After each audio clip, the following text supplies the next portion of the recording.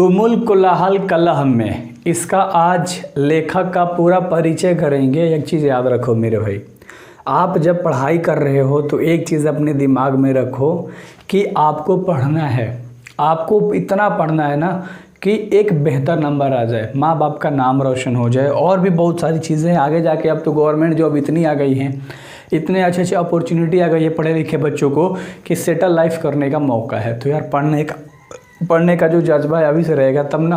तुमुल कोलाहल कलह के लेखक जो थे ना मेरे भाई, जयशंकर प्रसाद थे। काफ़ी हार्ड गर्मी है यार, ठीक है, अच्छे से देखो, मैं आराम से बताऊंगा, आपको वीडियोस देखना है ना। जयशंकर प्रसाद थे, इनका जन्म 30 जनवरी 1889 को हुआ था और मृत्यु 15 नवंबर 1937 को हुआ था, ठीक ना।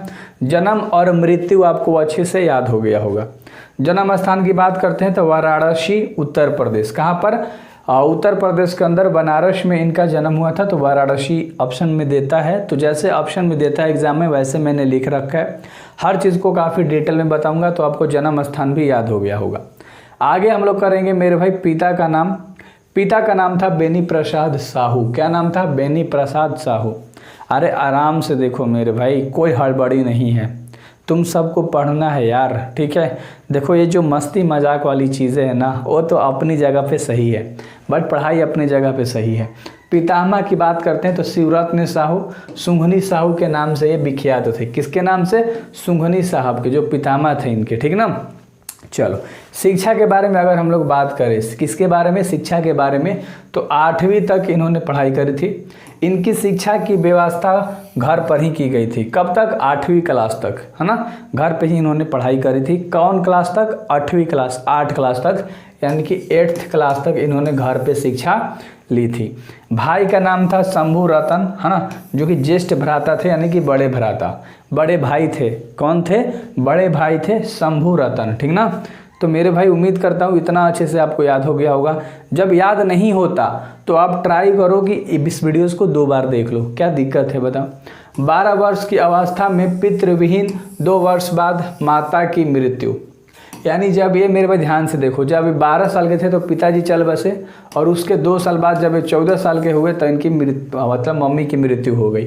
केवल है एक छोटा सा पॉइंट है यहाँ, बड़े भाई की मृत्यु के बाद घर में कलह की स्थिति जो थी ना आ गई, है ना।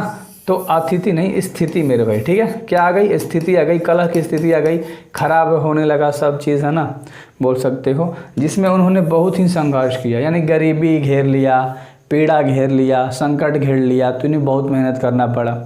पॉपी मम्मा के मृत्यु के बाद, बड़े भाई की मृत्यु के बाद, ठीक है, तो सबकी मृत्यु इनकी हो गई। बेचारी बहुत ही पीड़ा में पड़ गए। तो उम्मीद करता हूँ अच्छे से इतना जितना मैंने आपको समझाया अच्छे से समझ में आया होगा। इनके काव्य के बारे में हम लोग जानते हैं, तो काव्य क्या क्या है देखो। चित्रधार, क्या नाम है? चित्रधार, कानन कुशन, प्रेम पथिक, करुणालय, झरना, आंसू, लहर, कामायनी, ये सब इनके काव्य थे, है ना। जयशंकर प्रसाद के सारे क्या थे मेरे भाई? काव्य थे जो उन्होंने लिखा था। नाटक भी उन्होंने लिखा था, राजश्री, विशाख, सज्जन, प्रतीक्षित, है ना, अजात शत्रु, स्कंदगुप्त, ध्रुव स्वामिनी, एक घूंट और कामना, ये सब इनके नाटक थे। उपन्यास भी इन्होंने लिखा था। ये जो ऑब्जेक्टिव होता है मेरे भाई उसमें ज़्यादा पूछा जाता है। कंकाल लिखा था, और तितली और इरावती, ये 3 उन्होंने उपन्यास लिखा था। कहानी संग्रह के बारे में अगर हम बात करें तो छाया, प्रतिध्वनि, इंद्रजाल और आकाशदीप, ये सब इनकी कहानी थे जिन्होंने लिखा था जयशंकर प्रसाद ने अच्छे तरीके से। अब यहाँ पर देखो आगे प्रश्न उत्तर है। इन्होंने एक चीज़ और दिखाई था, काव्य कला तथा अन्य निबंध भी इन्होंने लिखे थे निबंध के रूप में। तो जितनी चीज़ें पूछती है ना इंट्रोडक्शन से, वो सारी चीज़ें हैं। मैं बोर्ड लेवल की तैयारी कराता हूँ, बेहतर तरीके से तैयारी कराता हूँ आप सभी का, कि आप सब एक बेहतर नंबर लेकर आओगे, मज़े से सब चीज़ की तैयारी करोगे। वैसे तो मैं हर चीज़ आपको दे ही रहा हूँ, हर चैप्टर का ऑब्जेक्टिव बना दिया है ना। तो अब मेरे भाई फोड़ने वाले हैं बोर्ड एग्जाम में। So thank you very much, अच्छे से पढ़ाई कीजिए। मिलते हैं अगले वीडियोज़ में।